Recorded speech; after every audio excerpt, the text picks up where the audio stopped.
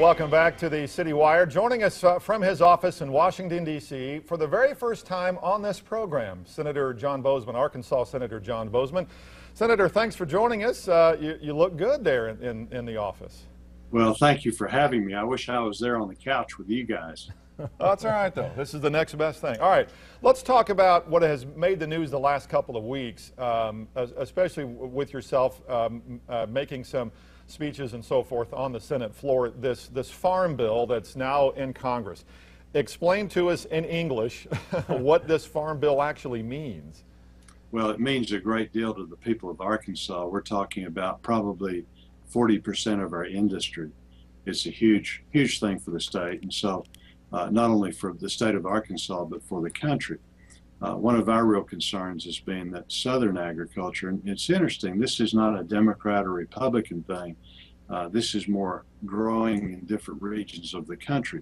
So the Midwest, they've got particular needs. The South has different needs. In the South, we do a lot of irrigation.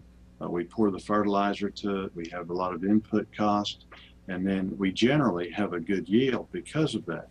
Our concern is while it's growing, that the price falls dramatically or the input cost goes up dramatically, then you don't have a profit.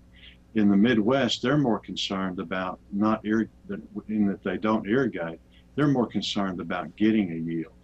And so right now, the price mechanisms that are in place, the safety nets to make sure that our farmers can go down and get a note to actually get the money that they need to grow a crop, we've got to make sure those are in place and that it's good for the South as we go forward. How close are we to making this happen? Well, the good thing is, because it's so important, and you've not only got the farmer part of it. In fact, the farmer part, the commodity piece, is really only about 20%.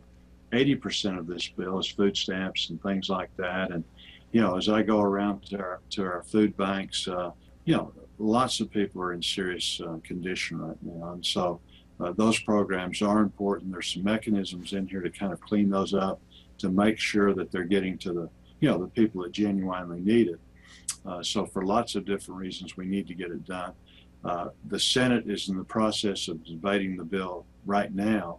The House will take it up in the near future, and I think at the end of the day, we'll have a bill that that we can all be pleased with.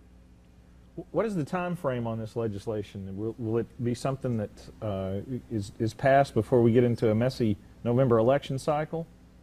I think so. I mean, there's a lot of impetus to get that done. I say that it's got a long way because, again, right now we're in the process of trying to get something passed in the Senate.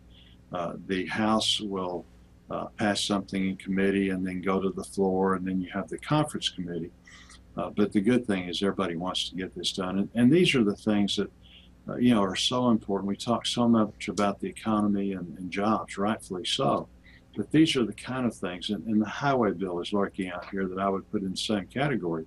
What these do is allow our, certainty among our farmers. It would allow certainty among our contractors if we could get the highway bill done, and that's good for the economy. So what will you be happy with? What will you insist that is in this bill that you will vote for it?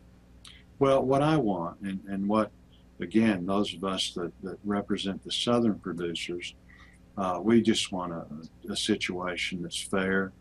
We want, it to be such that our farmers can go down and not have any problems getting the loans that they need.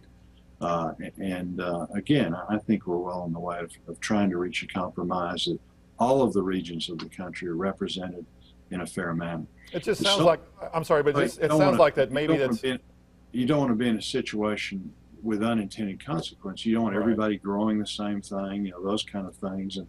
And so it's a big deal. This is $1 trillion over 10 years. It sounds like that it's something that not everybody, no matter what form it's passed or approved, is going to be happy with.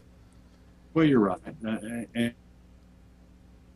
is everybody feeling comfortable, that we've done the best that we could and represented all the areas in a fair manner. And that's really what we're striving. So Saxby Chambliss from Georgia has been great. Thad Cochran from Mississippi, Mark Pryor is doing a great job of working on this. And so all of us working together, I think at the end of the day, we'll get what we need.